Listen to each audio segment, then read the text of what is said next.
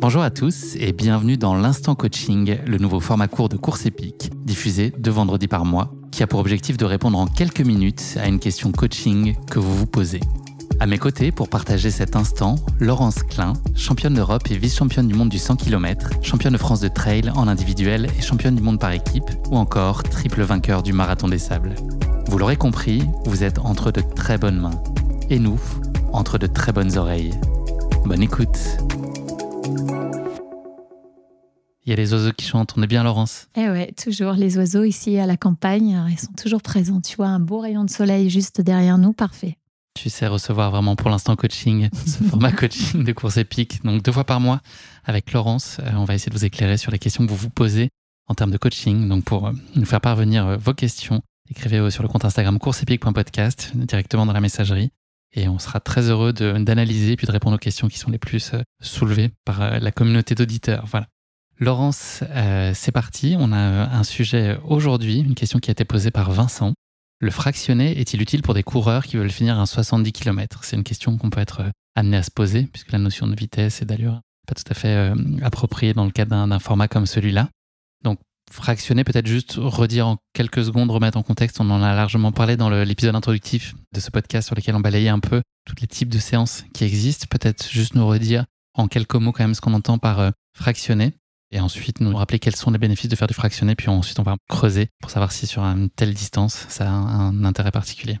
Alors, le fractionné, Guillaume, pour rappeler cette notion de fractionné, c'est mettre de la VMA courte ou longue, peu importe, c'est des répétitions, donc des fractions de VMA à l'intérieur de son entraînement, que ce soit très rapide ou un petit peu plus long, VMA courte, VMA longue. Et donc, quel bénéfice à se fractionner ? Alors, le fractionné permet, par l'intermédiaire de la VMA, donc, de travailler sa VMA, soit un fractionné court, soit un fractionné long, pour travailler le muscle cardiaque, afin qu'il soit plus fort pour aller plus vite, plus loin, par des répétitions.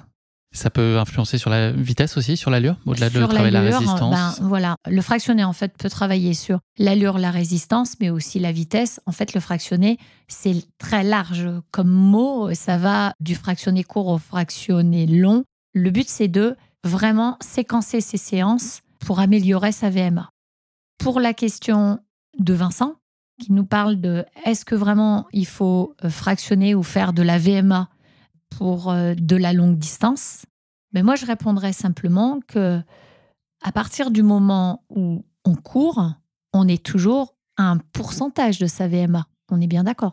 Je valide, absolument. Donc ça veut dire que quoi qu'il en soit, la VMA rentrera toujours dans la course à pied. Alors autant travailler cette VMA, autant la travailler correctement pour, à des moments, quand une personne va faire un 70 km en trail, on est bien d'accord que les pulsations cardiaques en côte vont monter très fort. Quand on n'a pas travaillé sa VMA, le cœur n'a pas été habitué à travailler le cardio. Quand on n'a pas travaillé ce côté cardio, eh bien on va être obligé de marcher parce qu'on n'aura pas travaillé sa VMA. Et la VMA, elle ne sert pas que à aller vite, elle sert à être performant, vraiment. Et donc, ça veut dire que oui, il faut toujours mettre des séances de VMA. Alors, bien sûr, ça va être des séances de VMA adéquates. On ne va pas aller chercher de la VMA de vitesse. On n'est pas dans la VMA de vitesse. On est plutôt dans une VMA qui va être à la résistance. Donc, dans le cas de Vincent, là, c'est quoi? Ça veut dire intégrer une séance de VMA dans la semaine? Une séance de VMA longue, oui. Une séance de VMA longue qui va de 2 minutes. On rappelle que la VMA longue, elle va de 2 minutes à combien, Guillaume? 6 minutes. Bravo. J'ai bien écouté l'Instant Coaching, j'adore ce podcast. Et on peut intégrer aussi de la côte, cette logique de fractionner. On peut aussi mettre une surcouche de côte aussi. Ça fait raccourcir un petit peu les durées ou pas forcément? Exactement. On a dit aussi qu'on travaillait le renforcement musculaire à travers les côtes. On a encore aussi cette notion de VMA. Donc, cette notion de VMA, on va la trouver partout, en fait. À chaque fois que l'on va courir, on va être dans cette VMA. Donc, effectivement, le fractionné, on va en avoir besoin quand on va courir des distances de 70 km sans aucun problème. Au contraire, on n'est pas obligé de la travailler sur piste, cette VMA. C'est pas parce qu'on va faire un 70 km en nature qu'on va venir faire de la VMA sur piste. On n'est pas dans une VMA programmée sur piste avec des 200, 400. Non, on va faire de la VMA en nature. On va rester dans ce côté nature à travers ce qu'on disait, les côtes, mais également de la VMA sur une notion de fartlek. Ce qu'on expliquait tout à l'heure, se dire, voilà, pendant 20 minutes, on va travailler sa VMA en fartlek. C'est-à-dire, moi, j'aime assez bien quand j'entraîne des trailers, leur donner du fractionné sur 2 minutes, 3 minutes, 4 minutes, ce qu'on appelle un petit peu une pyramide. Donc, on monte jusqu'à 4-5 minutes et on redescend. Là, on travaille la VMA et on varie en fonction du terrain. Donc, c'est assez sympa. On se retrouve dans un contexte un petit peu trail, presque avec un dossard au milieu de la nature. Il y a un côté un peu ludique aussi, moi, je trouve, pour ça. Exactement. Comme les courses au cardio aussi, où c'est dans le plan de préparation que tu me donnes, où il faut que je passe 15 minutes à 150, puis 10 minutes à 160, etc. Voilà. Et bien là aussi, c'est un fractionné. C'est de se dire, c'est ce qu'on appelle le footing progressif. Le footing progressif, je le mets souvent parce que j'aime assez. Et pour la plupart, même Geoffrey Plisson, qui prépare dans un cadre les championnats du monde de 100 km, qui a fait 8e sur le marathon des sables. C'est un athlète que j'entraîne aussi. Eh bien, par exemple, lui, je lui ai fait faire beaucoup de footing progressif. Toi, dans le cadre du marathon des sables, à l'heure où on enregistre cet épisode, tu t'apprêtes à courir à nouveau. Est-ce que tu mets du fractionné aussi, forcément ? Oui, je mets toujours du fractionné dans mes entraînements parce que d'une, je m'entraîne en groupe et quand on s'entraîne en groupe et qu'on fractionne, c'est assez sympa.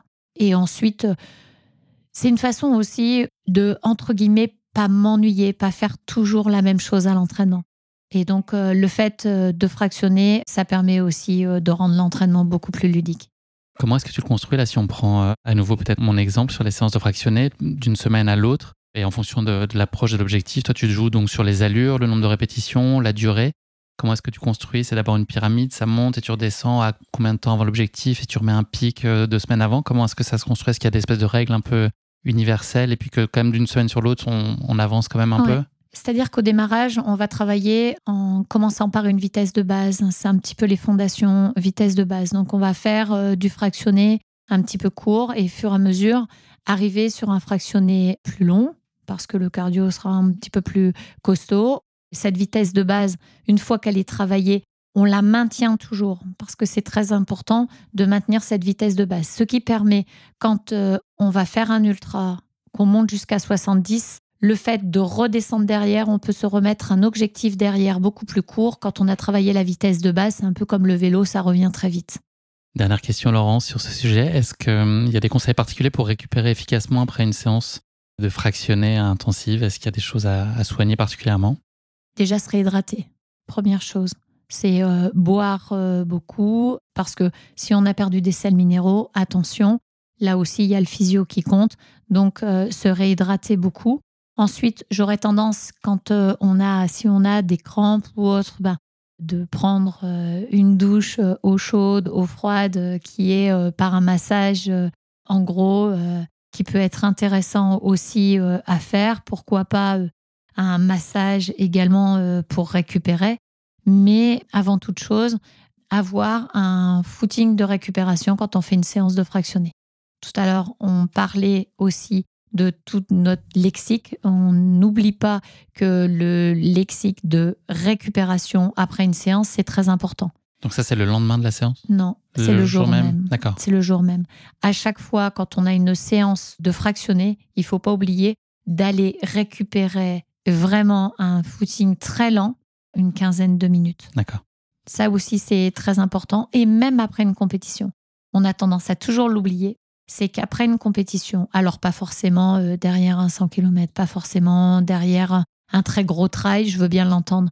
Mais quand on a fait des petites courses, les petites courses qui sont un peu les intermédiaires qu'on a mis dans la séance, qu'on a mis ces compétitions intermédiaires, il ne faut pas oublier d'aller récupérer. Quand on a fait un 10 km, derrière, c'est intéressant d'aller faire un quart d'heure de régénération. Laurence, habituellement, à chaque fin d'épisode de l'Instant Coaching, je te demande 3 points clés à retenir dans cet épisode. Là, ça va être un vrai ou faux à la question de Vincent. Donc, le fractionné, il est utile pour les coureurs qui veulent finir à 70 km. C'est vrai ? Oui, très important. Pas de question. On se la pose plus, en tout cas. On se la pose plus. Merci Vincent. Je donne rendez-vous à nos éditeurs dans 2 semaines pour le prochain épisode de l'Instant Coaching. Merci Laurence. Merci. Merci d'avoir écouté cet épisode. Si vous l'avez écouté jusqu'ici, c'est qu'il vous a probablement plu. Alors n'hésitez pas à noter le podcast et rédiger un avis sur votre plateforme d'écoute favorite. C'est essentiel pour soutenir ce travail indépendant. Cela ne vous prendra que quelques secondes et ça change beaucoup de choses pour le podcast. Et pour être sûr de ne manquer aucune course épique à venir, n'oubliez pas de vous abonner sur votre plateforme d'écoute. Merci encore infiniment pour votre soutien, votre fidélité et vos chaleureux messages que je lis et auxquels je réponds avec un immense plaisir. S'il vous plaît, continuez. À très bientôt pour une nouvelle course épique, évidemment.